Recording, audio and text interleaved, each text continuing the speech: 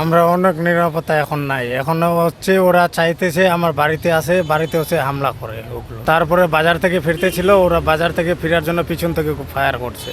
চোপড়া গুলিকাণ্ডে গুরুতর জখম অবস্থায় এক তৃণমূল কর্মীকে চিকিৎসার জন্য নিয়ে আসা হলো উত্তরবঙ্গ মেডিকেল কলেজ হাসপাতালে।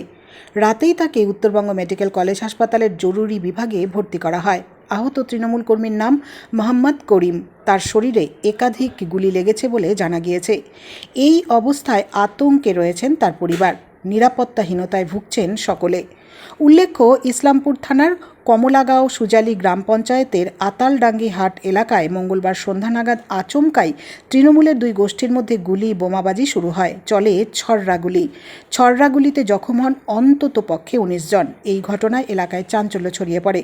আহতদের উদ্ধার করে নিয়ে যাওয়া হয় ইসলামপুর মহকুমা হাসপাতালে। তাদের মধ্যে মোহাম্মদ করিম নামে এক ব্যক্তির অবস্থা আশঙ্কাজনক হওয়ায় তাকে উত্তরবঙ্গ মেডিকেল কলেজে স্থানান্তর করা হয়। এদিন হাসপাতালে এসে আহত ব্যক্তির নাতি ইসরায়েল আলী অভিযোগ করে বলেন, মাঝে মধ্যেই সন্ত্রাসের শিকার হতে হচ্ছে স্থানীয় বাসিন্দাদের। আমরা নিরাপত্তাহীনতায় ভুগছি। আমরা এখন ন্যায় চাই। আমরা অনেক নিরাপত্তা এখন নাই। এখন হচ্ছে ওরা চাইতেছে আমার বাড়িতে আসে, বাড়িতে হচ্ছে হামলা করে ওগুলো। তারপরে বাজার থেকে ফিরতেছিল, ওরা বাজার থেকে ফেরার জন্য পিছন থেকে ফায়ার করছে।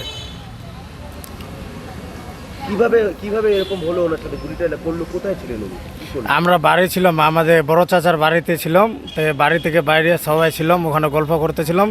ওইদিকে তো এসে দিয়ে ফায়ারিং করে দিল। তো এমনি ফায়ারিং, কোনো কারণ ছাড়াই ফায়ারিং? না, ওটা হয়েছিল আতালডাঙ্গিতে। আমার একটা পার্টি অফিস আছে, পার্টি অফিস থেকে কথা বলতেছিল। তো সেইখান থেকে ওইটা নির্দলটা এসে ওইখানে হামলা দিছিল। হামলা দিয়ে তারপরে সবাইকে ফায়ারিং করা শুরু করছিল। তারপরে ওইখানে না পাইয়ে বাড়িতে আসে আবার হামলা করছে। কি চাইছেন এখন?